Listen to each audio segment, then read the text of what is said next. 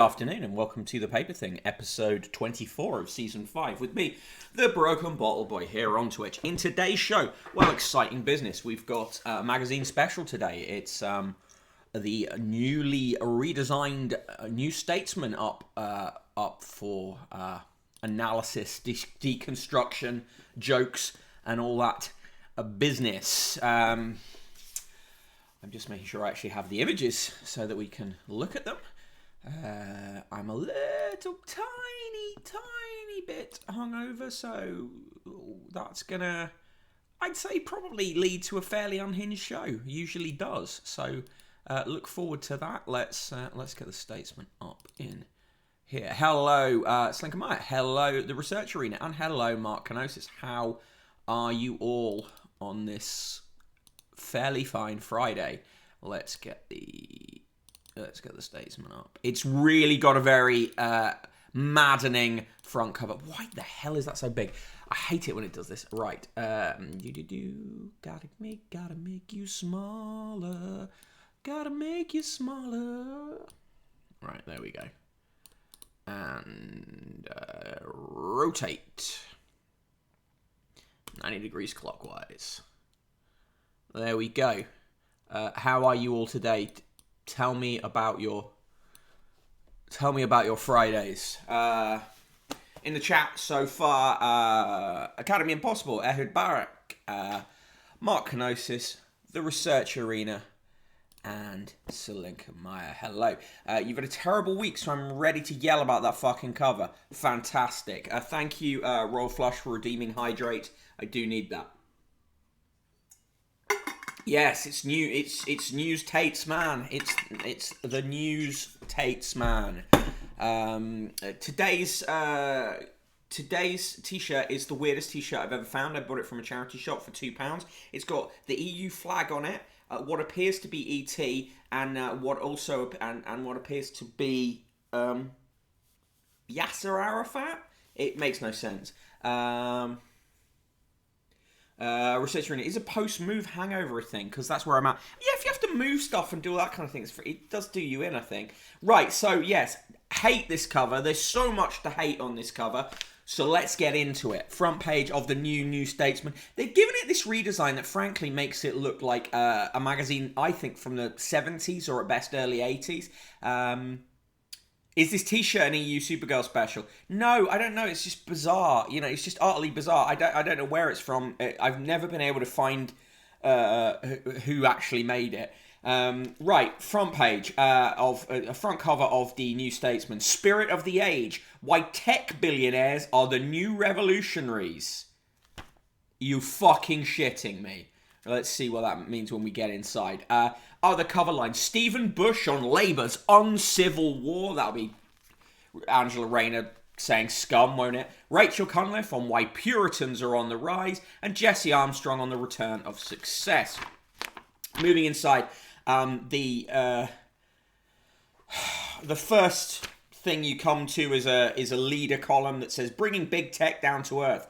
The COVID-19 crisis caused an economic recession like no other, as Adam Tooze, the historian and New Statesman contributing writer, notes in his recent book, Shut Down Never Before in the History of Modern Capitalism, at close to 5% of the world's economy suffered a simultaneous contraction in per capita GDP. And for some, the pandemic marked the acceleration of a new gilded age, as online content consumption doubled, the world's largest technology firms reaped a windfall. Blah, blah, blah. In a hyper-digital era, what the fuck does that even mean? Big tech has made itself indispensable. The innovations it depends on are more often the product of a collective endeavour than individual genius, as the economist Mariana Mazzucato charted in her book, The Entrepreneurial State. 12 key technologies behind the iPhone, such as touchscreen, global positioning system, and the internet itself, are all products of state-funded research. Future innovation depends not only on dynamic companies, but on a robust public realm. As billionaire titans vie to conquer outer space, the job of governments is to bring them down to earth, says the Statesman. Jesus.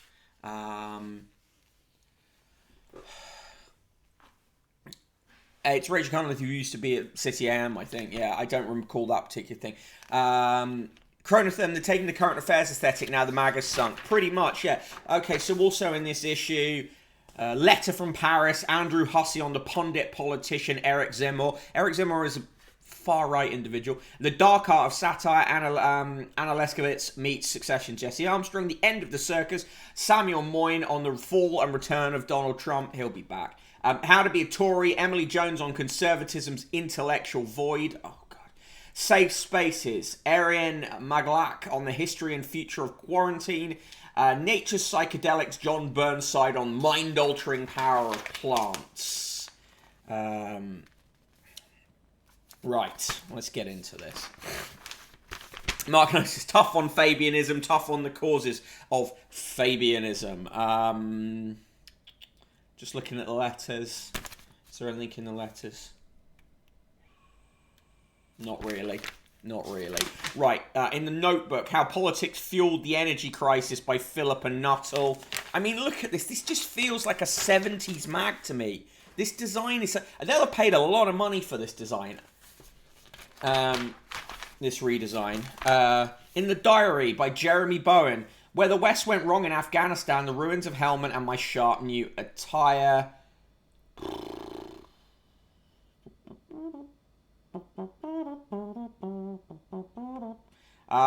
It's just him talking about him. He wore a Salwar kameez. Talks about meeting various Taliban. Sort of fine. Hey SK, how you doing? Good to see you. In Encounter, the author Helen Joyce on sex, gender, and discrimination. Harry Lambert meets her. Harry Lambert, by the way, who along with his who is the son of a Times columnist and has been editing his own Wikipedia page. So there you go. Kin92, Fabian says, try far being someone with a better political outlook, you briefcase wankers. Yeah. Minority and power of plants. Legalize cannabis then. Yeah. Yeah, so Harry Lambert interviewing Helen Joyce, like, give a double page spread there. So, you know, there's a picture of young Afghan girls stepping out of class at a school in Kandahar in southern Afghanistan on 26 September 2021. Some Afghan pupils return to primary school since the Taliban seized control of the country, but only in gender-segregated classes. Stephen Bush. What is this profile picture they've given him? Like, what is that? Like, he looks like a member of the Strokes in the wilderness years. He writes, Westminster, Keir Starmer and Angela Rayner both have a big problem, each other. And the pull quote is, Rayner has been willing to suffer considerable political damage for Starmer. Whatever, you know, it's like they need each other, apparently. Whatever. I mean, it's whatever. Right, here we go on to the actual main article, which is just, I mean, bonkers. Bonkers. The spirit of the age, Jeff Bezos and the tech billionaires who dream of leaving society behind, humanity behind. Look at that image. Yeah, it's the same Stephen Bush.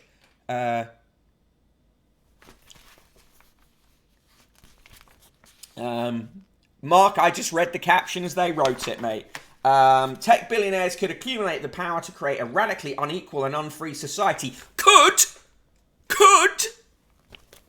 Fuck off. And then it's about Napoleon, and they've put two pictures in it. One, a picture of Jeff Bezos holding the earth like he's a god, and a picture of Napoleon on a horse. I think Stephen Bush has grown his hair out. Yeah. Right, there, Jeremy Cliff writes, how a left-liberal German coalition could become a petri dish for progressivism. Whatever. Yeah, he used to have a quite cropped haircut, and now he has long hair, post-pandemic long hair. Letter from Paris, the decadent society. Why Eric Zemmour, the so-called TV-friendly fascist, believes he can be president of France. Good, really good for the New Statesman to just be writing about that, right? Yeah, that German coalition is not going to be good. Philip Collins. Yes, it's Philip Collins, writer of Keir Starmer's speech, who was just reviewing his own fucking speech on Twitter, saying how good it was, a speech he himself wrote. He writes, the Conservative coalition is fragile, but the party will adapt to hold on to power. Also, he does not look like this. he does not look like this. Right, there's an interview with Jesse Armstrong about Succession. I like Succession, so I would read this and probably will read this. Good, I'm glad you dunked on him for reviewing his own speech. SK, he's a piece of work. He got bitch slapped out of the Times because that he was no longer useful for slagging off Corbyn, and he's never got over that. He is the worst, but he is the bad Phil Collins. And to be the bad Phil Collins when the other Phil Collins told one of his wives he wanted a divorce via fax is, it's a high bar to jump over. Rachel Cunliffe says, out of the ordinary, encouraged by COVID, the morality police are out to tell us what we can and can't do. This shit, right? There is no gap. Like, The Spectator and the New Statesman, you could just change the cover, pull this cover off, put a Spectator cover on. They're the same, aren't they? All Phil Collinses are divorced. Yeah, natural. Divorced by facts and logic, says Jordan DH. The other Phil Collins watched a man drown. It's a myth, but I like to believe it's true. Phil Collins divorcing his wife like a 90s football club puts in transfer offers. Yeah. Okay, and the critic, Samuel Moyne on why Donald Trump still haunts American politics. Emily Jones on the fight for the tradition of conservatism. Let it die. Critic at large, Robert Coles on why boxing is more theatre than sport.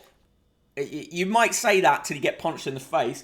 Ryan Gilby on David Lowery's retelling of Gawain and the Green Knight. Rachel Cook on a frank look at Labour after Brown, and Anna Leskowitz on a new series exploring our national housing crisis. Again, look at this page. This is a page from the 80s. The way that's designed, that is 80s design aesthetic. Hey, Pablo Bonzo, how you doing? Kinney93, how dare you, Mick? Fax Machine Divorce is a fine example of dudes rock. Also, Something Happened on the Way to Heaven bangs. I mean, there are a lot of Phil Collins songs that bang. I'm not gonna, that's a fact.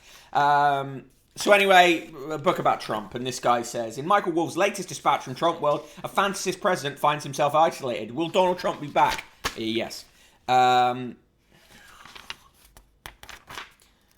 Inventing the Tories. The history of conservatism is one of adaptation, but its present is defined by an intellectual void. It's always been an intellectual void. Always been an intellectual void. Globalization and its discontents. Freddie Hayward says an interconnected world promises innumerable benefits, but brings dangers too. This is just the most centrist fucking wet shit, isn't it?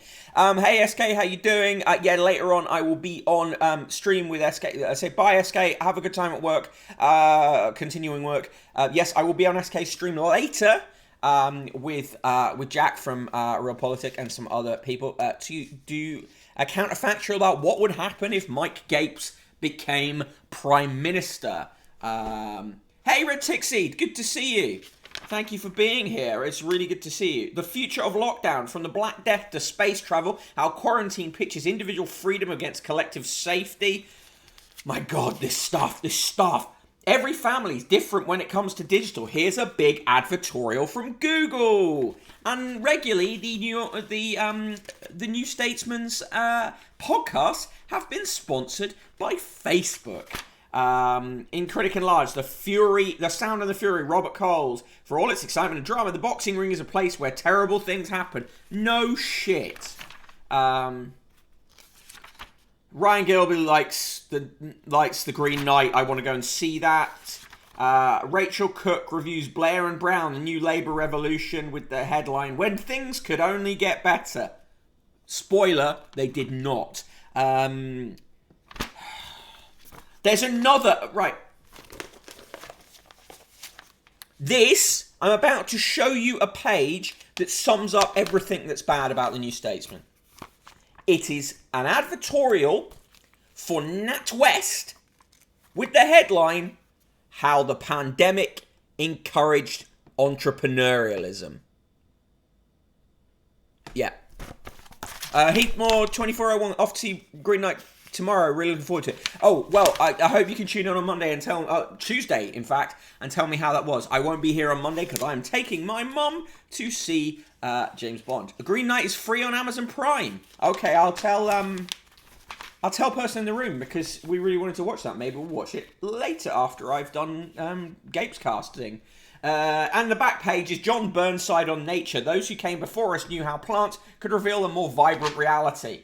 He's literally talking about getting off your gourd, which is fine. In deleted scenes, Pippa Bailey writes, my solo hotel weekend sums up both emotional trials and small consolations. I mean, who gives a fuck?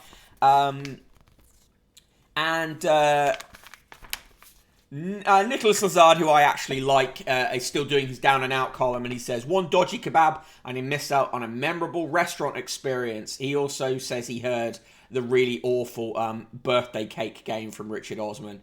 And said that was rubbish. He said, how I wonder does Osman do it? His novel, the novel The Thursday Murder Club, has sold more copies than the Bible, but I could only manage 20 pages before throwing it across the room. His follow-up is apparently one of the fastest selling books of all time. One does not expect the very best sellers to be stylistically accomplished. We're talking prose, if not subject matter, on the level of 50 Shades of Grey or something by Dan Brown. As Osman sold his soul to the devil at a crossroads, everything he does is wildly, inexplicably successful. He is even profiled in this magazine a few weeks ago. I bet he can afford to eat at Rules 3 times a day if he wants to. In the end, I give up on Osman because he's not really helping with the pain. Fiddle around with the BBC Sounds app so I can listen to a succession of Radio 3's night tracks followed by Through the Night. This is music for the still watches of the small hours. Anyway, yeah, the birthday game is so shit.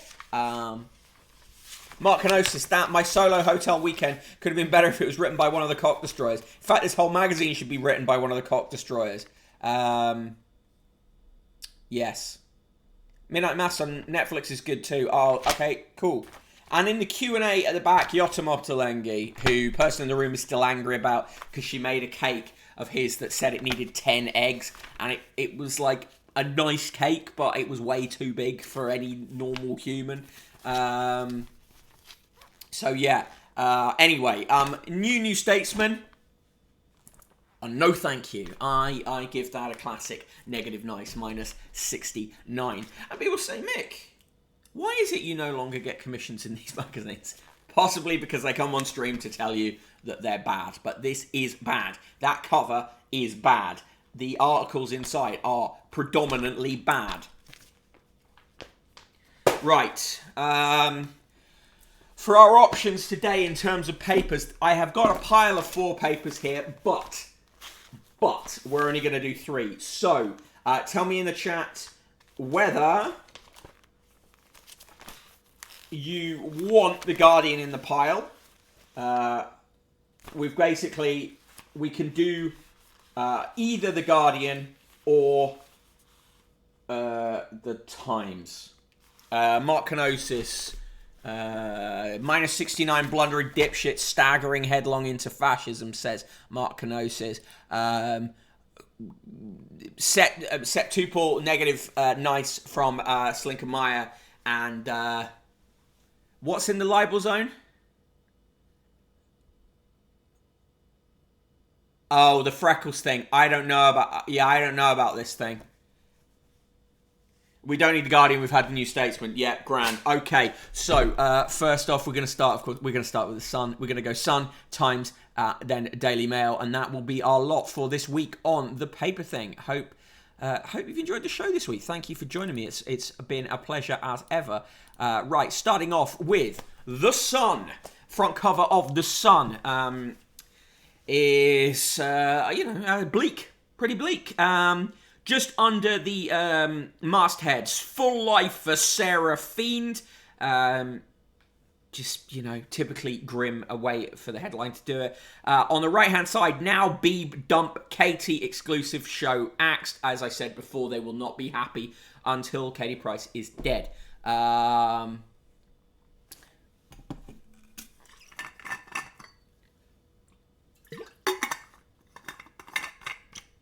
Thank you, Pablo Bonzo, for redeeming Hydrate.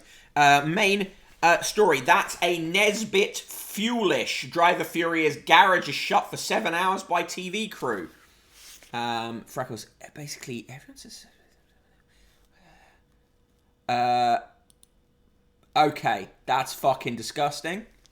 And and very much a squaddy type thing to do. Right, moving on. Inside the paper, model Kelly Gale is doing swimmingly in this melon bikini. It's a bikini with melons on it, but she's in for a turbulent ride in her new movie. Right, whatever. Also on that page, more coverage for the story about Shakira being mugged by 2 wild boars which ran off with her bag in a park.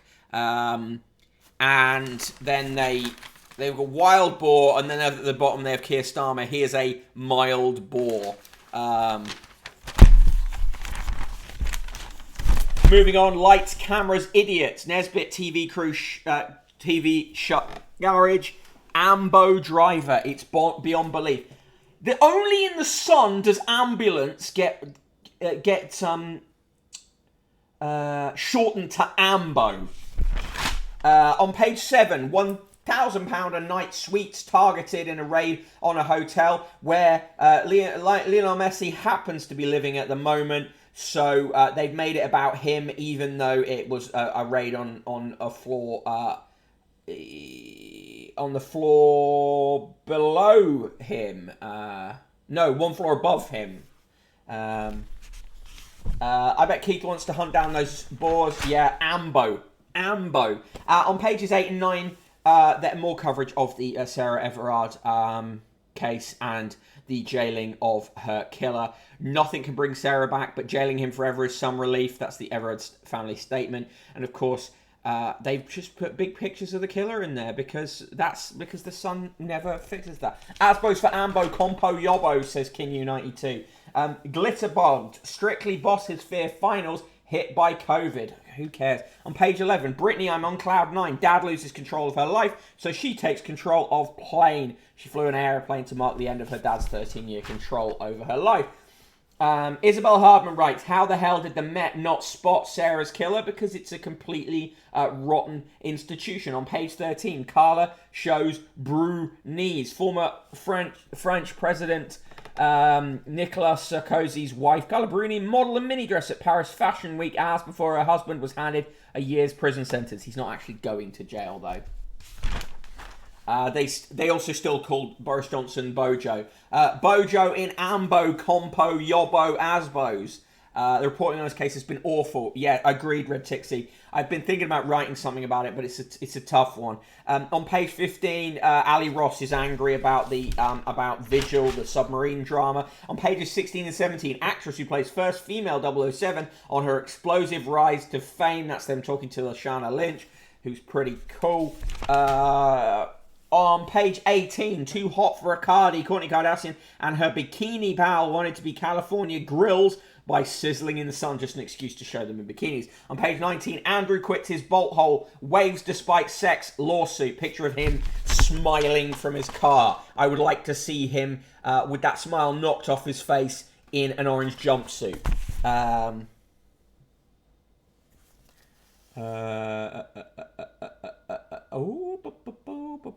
Isabel Hardman's tweets about the Met were actually good. Yeah. No, I hope she had lessons, otherwise they might get the conservatorship going again. She was with someone else. Prince Harry is said to have stunk of booze and cigarettes in an interview. He spoke to the US news anchor Katie Couric, now a colleague of the royal, at a polo match in 2012 when he was 28. In her new memoir, she records that the smell of cigs and alcohol seemed to ooze from every pore. Miss Couric described the Brazil interview as taking place during Harry's wild oats sowing phase. Oh, fuck off. Here's a feature about dogs driving cars, little cars, bark seat drivers. I mean, it's kind of cute. Kate Moss went out wearing a green outfit, so they go moss green. There's excessive details about the murder of Sabina Nessa.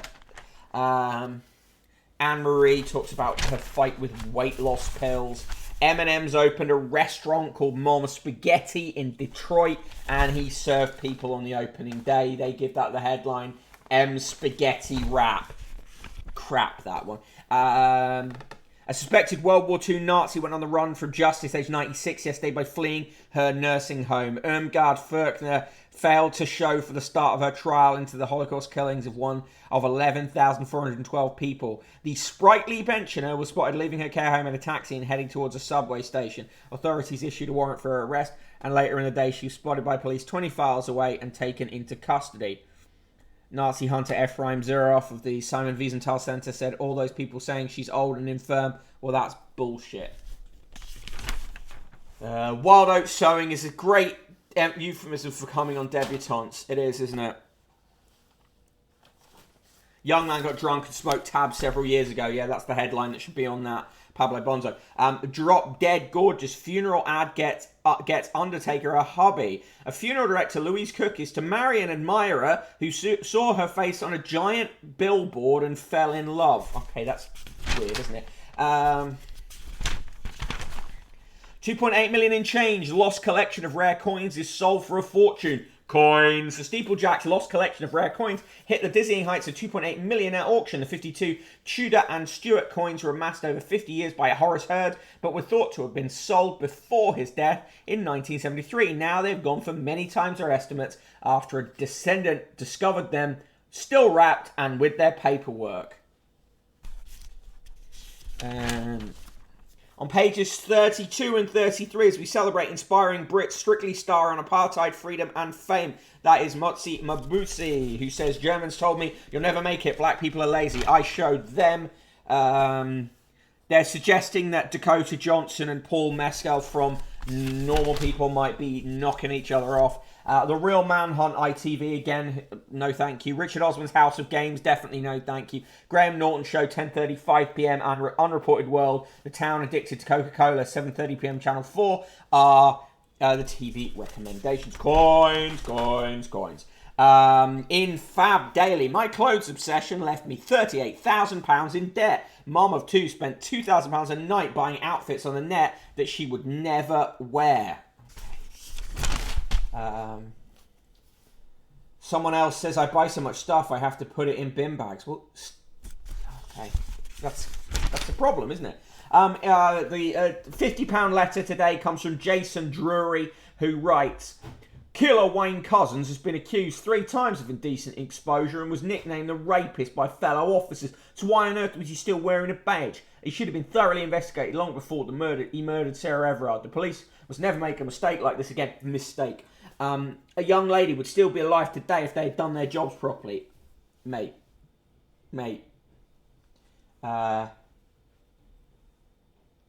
You don't think you're thinking of the same one? What? Okay, I don't know what's going on now. Anyway, there's an interview with the Specials. They've got a new record out, Protest Songs 1924 to 2012. They do various protest songs on it. Yes, 4.5-star record apparently. They give Bond 4 stars. And they give the Ray Black album 3.5 stars. In the sport, Lucky Devils, Southgate.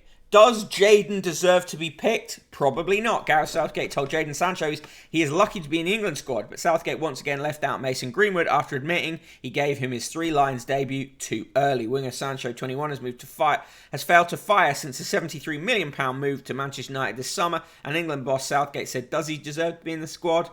Probably not. Oh, yes. Yeah, that is a slur. Yeah, that is a slur. Cronathan, the police did do their jobs properly, that's why he was still employed. Right.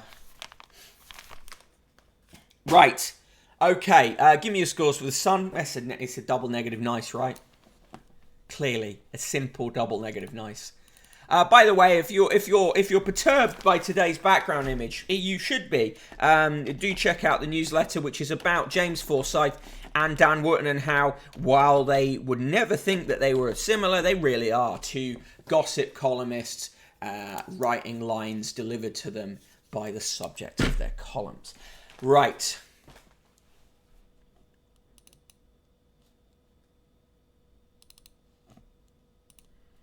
Now we move on to the Times. Front page of the Times. Dances back in the pink. One in the pink. What? Our house price is heading for a fall. Hopefully. Scans in stadiums and shopping centres to beat NHS backlog. It's just briefed in by the government. Everard killer and police shared abusive messages. 5 colleagues investigated over offensive material. Met struggles to restore its reputation. But it's just a bad appling, and you'd be a fool to suggest otherwise, rather than maybe that the entire orchard is rotten and built on cursed ground. On the right hand side, chop chop, Britain in urgent need of butchers. Turns out, the Times, who for a period in the 70s had a columnist called Nesbitt Field. I don't think that's true. On page 3, pass bias test at St Andrews. Modules on diversity and consent must be completed before any studies can begin. I mean, I'm not sure that's such a bad idea. In fact, I'm certain it's a good idea. Stay out of culture wars, regulator warns charities. Right. On pages 4 and 5, murder damaged faith in police, judge tells quaking ex-constable. Yeah, also a bad apple spoils the bunch. Exactly, Selinka-Meyer. Spoils the barrel. Met looks for links to other unsolved crimes. Misogyny is rife in the police, says a former chief who waited till they were former chiefs to really talk about it. Shelved Bowie album brings songs back from early years. A cancelled David Bowie album featuring reworked songs from the start of his career is finally set for an official release.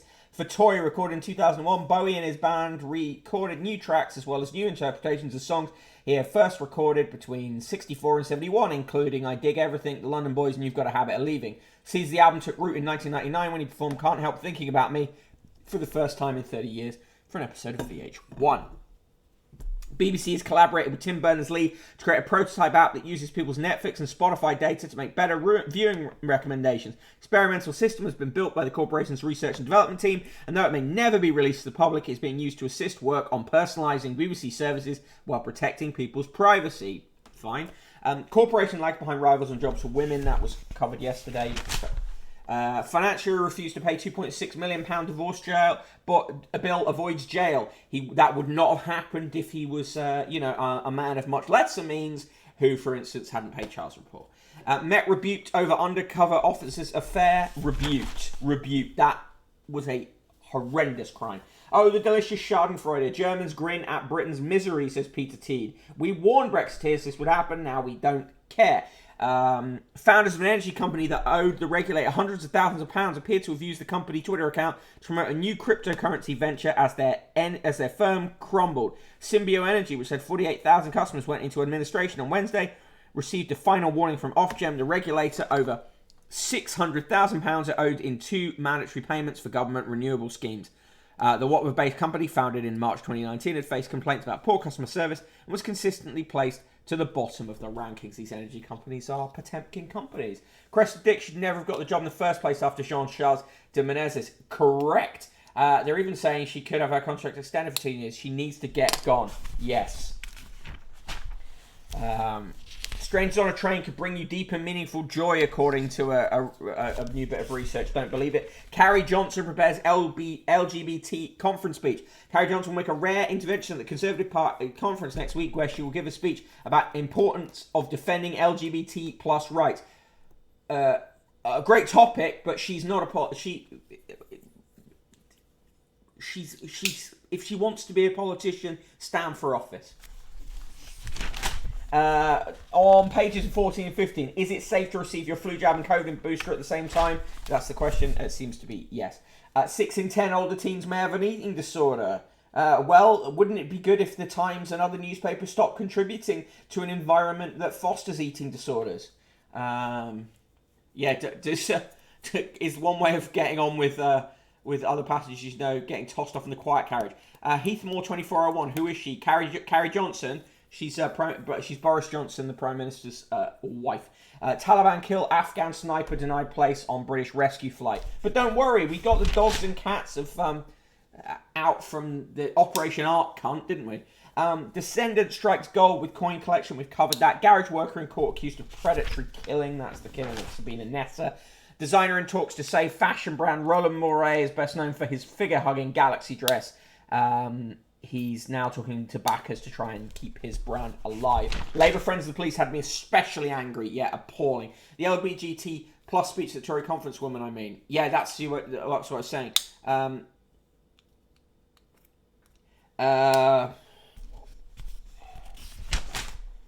There's a ridiculous column from James Forsyth where he says that Boris Johnson is the Gaullist who puts action over ideas. He's galling, is right. Anyway, if you want to know more about that column, and I break that down in the newsletter today, please do check it out. Please share it on Facebook, Twitter, or wherever else. It's very helpful for me when you do that. And if you want to subscribe for free or paid, also very helpful. Why give visas to artists but not HGV drivers, says Emma Duncan. Ministers can start solving the mess they've made of migration by auctioning entry to Britain. Fuck off. Fuck off. Also, artists have value. Art has value. The creative sector, it brings in billions to the UK. Bullshit. Anne Trenniman notebook is facile. Gerard Baker says, men fall behind women and that's a problem. More female graduates will change work for better, but create a dangerous pool of underachieving and alienated men. Maybe men should just get a grip. Right.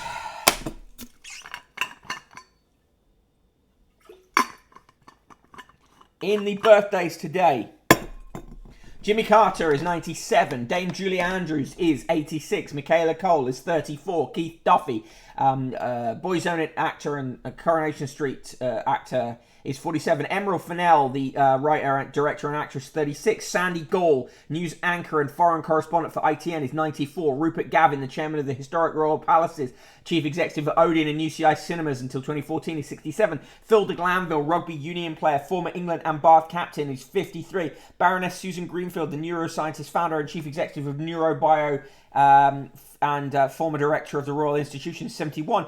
Gina Haspel, director of the Central Intelligence Agency until 2021, is 65. John Hegley, the poet, is 68. Marielle Heller, the writer and director, is 42. Dame Denise Holt, chairwoman of the M&S Bank till 2019, is 72.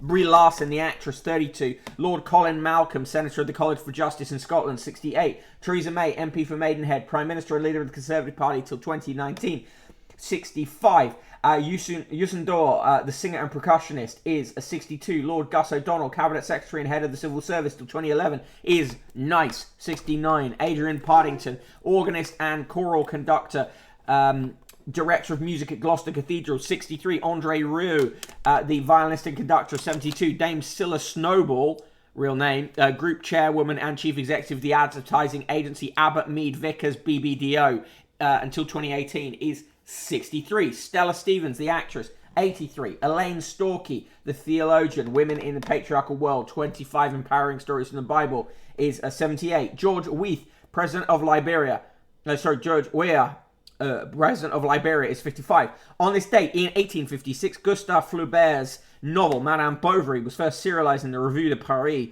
with the final part on December 15th. The world is what it is. Men who are nothing, who allow themselves to become nothing, have no place in it. That was V.S. Naipaul, the writer, in his book A Bend in the River. Happy birthday to Yusun Dor, says Mark Canosis. Jimmy Carter is still alive. Yes, it's really fucking old. Slugger Jesus Christ, what the fuck did everyone do during lockdown? Oh, that's right, consume the arts. Even if it didn't bring in billions, it would still have value. Yeah, no, of course it was. George Weah was a cracking football player too. He was indeed. In the world news, Sarkozy convicted of second criminal offence in a year. Boo-hoo for him. Drunk man joined rescuers who are looking for him. That's in Turkey. Shame SK wasn't on the stream for that story. Polish Pinot Noir outshines sizzling Burgundy is the claim. Artist laughs all the way to the bank. Jens Harning could be dubbed the Artful Dodger after a Danish museum loaned him £60,000 for new artwork, and he then handed over blank canvas entitled "Take the Money and Run." Belgium and Italy are battling over the world record for the world's biggest pumpkin. After 14 years of trying, Stefano Carupi, a Tuscan farmer, took the crown from Belgium with a giant gourd weighing in at 1,226 kilograms, winning Italy's Luzucone championship last week. I am very happy, he said.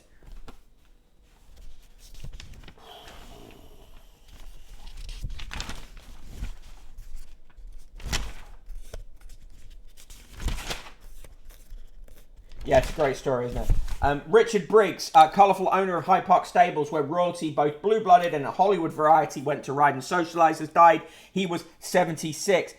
He had started life out as an orphan, or living in an orphanage from the age of 18 months. The Right Reverend John Selby Spong, real name, Episcopalian bishop who encouraged inclusivity in the church and was one of Christianity's loudest and most controversial voices, has died. He was 90. And Rosemary Goad, first female director of Faber and Faber, who worked closely with writers such as P.D. James, Ted Hughes and Seamus Heaney, has died. She was 92.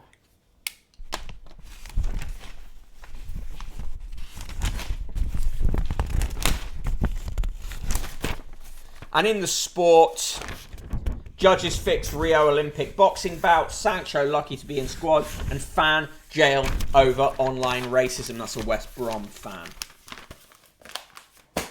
All right, give me your scores for the Times as I do the roll call. For me, it's what? Double negative nice with a... Okay, minus 69, minus 68, a +1 for that artist story.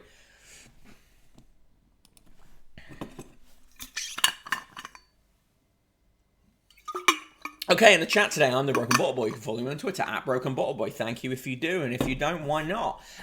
Also in the chat, Academy Impossible, Ash Flats McNulty, Chris McRae, Clara Bow, 82, Commander Root, Dr. Josh Burt Sands, hey, Ayo Barak, Elysian, Farajas Fuckface, Fluffweedle, Goldemir, Have This Too, Heathmore 2401, Jordan DH, Kinyu 92, Chronother, Mark Kenosis, Nat Zelly, Pablo Bonzo, Pops, Recursive Rose, Red Tick Seed, Selenka Meyer, Shankly 07, Spike Trap Claire, The Research Arena, The Royal Flush, Tip Villius, V and K. Good to see you all here on this fantastic Friday show.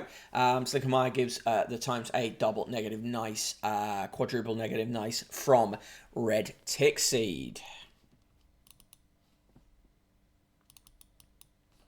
All right, let's get on to the Daily Mail, our final paper of the day. Bingo. Right, top of the shop. 009, why I found this Bond a dud. Tom Utley there trying to stand out from all the positive reviews.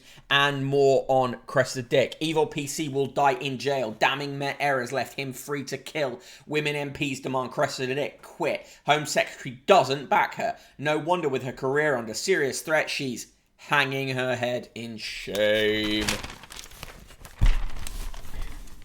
Inside the paper, Strop Gear, Clarkson kips up a stinkers, Eco-Mob dump compost on car, but it's an Ant and Deck prank. On pages 4 and 5, damned to die in jail, Cowardly Cousins becomes first police officer to be handed a whole life sentence as judge condemns his grossly executed and brutal crime. Well, he shouldn't be the first one. He shouldn't have been the first. There are many other police officers who really should be in jail that aren't.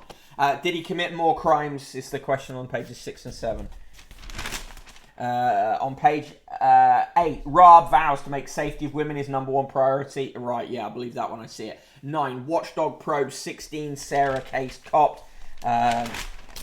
On page 11, Carla's on the catwalk as Sarkozy gets a second jail term for fiddling finances, and 76% of older teen girls may have eating disorders. This coming from the Daily Mail, who absolutely encourage eating disorders in its reporting. The North-South petrol divide, pumps run dry around Capitol, but Minister insists crisis is under control. Want to fuel your popularity? Join the new Knights in High-Vis Armour. Jane Fryer spent a day with a tanker driver and was mobbed by grateful motorists. On page 15, Andrew's Epstein dinner was like an erotic drama. US TV anchor recounts creepy party and says Harry smelled of cigarettes and alcohol when she met him in Brazil. Rishi Sunak's now wearing glasses to look more intelligent all the time. Royals brace for more turmoil, an intimate book. That's magazine editor Tina Brown's The Palace Papers Inside the House of Windsor, The Truth and Turmoil, published in April, just months before Prince Harry's memoir. Do you remember that prick that we talked about yesterday? The ruler of the Cocos Islands, who was in the obituaries. Well, there's a full page on that today by Richard Kay. Descended from Scottish seafarer who discovered them, John Clooney's Ross ruled over the Cocos Islands as his private fiefdom for 30 years until storm clouds gathered as he dies at 93. Was the British King of Paradise really a parasite? Yes. Slegmeyer, I wouldn't be surprised if Cousins had done other shit. What he did to Sarah seems not like the first time offence. I would agree. Certainly there's fairly good evidence that he had committed several other crimes. Flu and COVID jabs do work together, is the report. Good to know, isn't it? On pages 22 and 23, have you got your hands on Hamza? That's the handshake amulet celebs simply must have. Oh my God. Appropriation all over. 100 are injured by e-scooters in a year is the claim. Pretty's war with transport chiefs over eco-mob chaos. Lions on the loose, very discreet royal liaisons on the Rolling Stone who lead drowned in a moat. A new book packed with riotous stories reveal how Britain's country houses swap footmen for frolics. Saving Nemo, hour-long operation stops beloved goldfish going blind. Yeah, this was done in Glasgow by vets in Glasgow to save a 12-year-old fish called Dotty. Jamois says, I pray Sarah's family got some sucker from their eloquence. Fuck off, Jamois.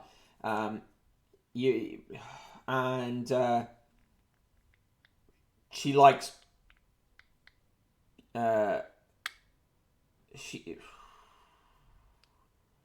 Yeah, whatever. I can't stand Jamois.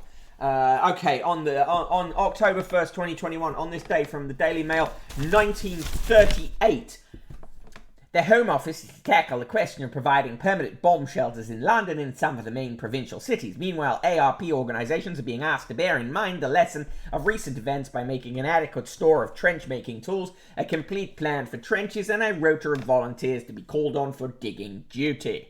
On this day in 1955, the Daily Mail wrote, the BBC will begin experiments with colour TV this month. Viewers in London will be able to receive the transmissions, but only in black and white. Only a few American sets, imported for research, could pick up the broadcast in colour. Happy birthday to Sandy Gold, 94, the journalist who was born in what is now Malaysia, spent 30 years as a foreign correspondent at ITN before being forced to retire at 65. His first assignment was covering the Mau Mau uprising in Kenya, and in 1972 was arrested in Uganda on Idi Amin's orders. Last month he published his latest book, Afghan Napoleon, with one review saying to produce such a book at the age of 93 deserves admiration. Theresa May is 65, Britain's longest-serving Home Secretary. She became one of Britain's longest-serving Home Secretaries. She became our second female Prime Minister, reportedly introduced to her husband Philip in 1976 at Oxford by Benazir Bhutto, who later became the Prime Minister of Pakistan. Of her robotic dance move to Dancing Queen at the Conservative Party conference in 2018, ABBA's Bjorn Ulvaeus said, I was kind of touched, actually. Born on this day in 1928, Lawrence Harvey, a Lithuanian-born British actor, starred as A Room at the Top and The Manchurian Candidate. His three wives included actress Margaret Leighton, and he was friends with Elizabeth Taylor. However, not everyone was a fan. Co-star Jane Fonda said, there are actors and actors, and then there are the Lawrence Harveys. With them, it's like acting by yourself. He died in 1973. Annie Besant, born in 1847, died in 1933. The women's rights activist and social reformer from London, was described by Simon Sharma as the most important woman of her era. She was brought to trial for obscenity for her pamphlet on birth control, but was acquitted and helped organise a strike of female workers at the Bryant and May match factory in East London. 1st of October 1960, Nigeria gained independence from the UK, and in 1971, the first CT computed tomography scan on a human was carried out. The quote of the day, the best way out is always through. That's Robert Frost. That's not true. Joke of the day. How do artists protect their castles? Drawbridges. Markinosis, the fish surgery, cool as hell. Vets just flexing their skills.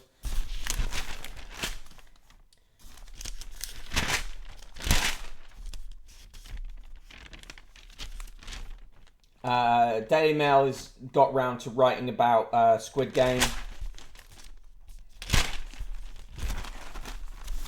Today's book that they review is Pathfinders, a book about RAF Bomber Command. Yeah, the joke was not funny. In TV recommendations, Grantchester 9 p.m. TV reviews, Don't Exclude Me gets 4 stars. All Creatures Great and Small gets 4 stars. And Anchorman is on TV again tonight if you've not seen that or want to watch it again. In Garfield, John tells his girlfriend that he loves her because she's the prettiest girl in the world, and she says, I love you because you haven't embarrassed me in public for 3 whole days. And John tells Garfield, it's a new record for me. In Chloe and Co., Chloe and her friend are drinking and talking about men. And in Fred Bassett, Fred Bassett's owners are talking about the shed and saying that they need to tidy it up. Fred Bassett goes to have a look inside. Friday's Fuckface, Squid Game is very overrated. There's a lot of other shows that do the same thing but better. Yeah, I haven't got around to watching it yet. I'm not really that arsed. Right, okay, here are the terrible poems. Today's poem is Reasons to be Cheerful, Part 3, with apologies to Ian Drury and the Blockheads. Reasons not to be cheerful, 1, 2, 3. COVID deniers, hard drug suppliers, razor sharp wires, manholes you fall in, jab refuseniks, Megan on Netflix, fumbling with chopsticks, Jeremy Corbyn, woke brigade losers, Churchill accusers, online abusers, Dame Cressida, people getting weepy, adverts on TV, movies that are creepy, Gary Lineker, reasons not to be cheerful, 1, 2, 3, futile endeavours, punitive measures, missing life's pleasures, problems that burgeon, smug haughty toffs, sharp tellings off, deep-throated coughs, Nicola Sturgeon, reasons not to be cheerful, 1, 2, 3, Sage Committee, the Threadbare City, Professor Witty, short of time, condescension, hypertension, oh, forgot to mention, concocting this rhyme, it's Ken Irons of Newport, Isle of Wight there, stop it. In the straight to the point letters, Janet Prince says, why don't these insular Britain people bring a smart motorway to a standstill? That way they're more likely to save lives than endanger them. Mike Smith says, Labour have pledged to ban billboards advertising junk food near schools in the battle against obesity. Will it make a thin bit of difference? Graham Watson says, at the next general election, I am voting for the Daily Mail party, the only party that knows how to run the country, how the country needs to run. John Partridge says, let's encourage the French fishing boats to protest by blocking the channel. It could prove the answer to stopping the migrants' inflatables. Fuck off. And W. Ferguson says, fictional Mad Max films are becoming prophecies. Today's recipe is kimchi double cheese toasties. You need some cheese, some bread, and some kimchi. There you go. Markinosis, Mick, you know your music history trivia. Does the phrase, leave it oh my eyes a raspberry, mean anything to you? I've heard that phrase. Where is it from? I'm a bit hungover, so it's not really coming to me. John DH, I think Daily Mail could convince their entire readership to write in the Daily Mail party. They could. They genuinely can. DM party will now haunt my nightmares. Yeah. Imagine.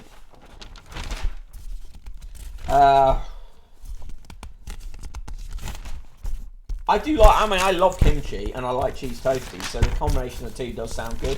And in the sport, football jabs crisis uncovered. 2/3 of top players are not double jabbed. Clubs complain stars polluting dressing rooms with conspiracy theories, but unvaccinated players will still be available for matches. And half-hour hat-trick for Hotshot Harry. Tottenham 5, Mura 1, West Ham 2, Rapid Vienna 0, Liga Warsaw 1, Leicester 0. And Azim Rafiq's sister has made a formal complaint against her employer, the Yorkshire Cricket Board, in the latest shock episode to hit the county. Sportsmail's learned that 26-year-old Amna Rafiq has been on sick leave from her role as club and community development manager at the YCB, body who run recreational cricket in the county since May, and this week submitted a formal complaint. Former Yorkshire off-spinner Azim went public with his allegations of bullying and racism at the county in August last year. Omar Sharif about to beat up Ian Drury in a casino. A nearby blockhead shouted that. Yes, I knew I'd heard that story. Yes, Raspberry Ripple being slang. Yeah, we know that one. Daily Mail is flattened, papery brain tumour, says Fluff Weasel. Accurate. So, give me your scores for the Daily Mail as I just give you the final stuff of the week. So, do if you can do me a favor today and share the newsletter edition on Twitter, that would be amazing. Newsletter, there you go, brokenbottleboy.substack.com. Click through there, read today's newsletter, share it. That would be great. And if you've enjoyed this show, do consider either subscribing here on Twitch or throwing a few coins into the paper fund. It's been a slow time in the paper fund recently, and I know everyone has a stretch, but if you do enjoy the show and you want to help keep it going, throwing coins in the paper fund is always good. 1, 2, 3, 4, 5, 6, 7, 8, 9, 9. A non-tuple negative nice from Sulink and Maya. So, yes, thank you all. It's been good to see you this week, and I will be back on Tuesday. There is no show on Monday because I'm taking my mom to see James Bond, but I will be back on Tuesday to do the show for the rest of the week. Do catch me tonight on SK Stream as we go into an alternate universe where Mike Gapes is Prime Minister. What will happen? Who knows? Will it be hilarious? Will there be milk? Inevitably. And if you're watching this after the fact on YouTube, please like, subscribe, comment, all that good stuff. It is really appreciated. I hope you all have a fantastic weekend and to see some of you later on SK Stream. But in the meantime, bye-bye for now. You know where to find me. Ashtrax McNulty, some mother-son bonding. I'll see myself out. Very good. Good way to end the show. Thanks all. Bye-bye.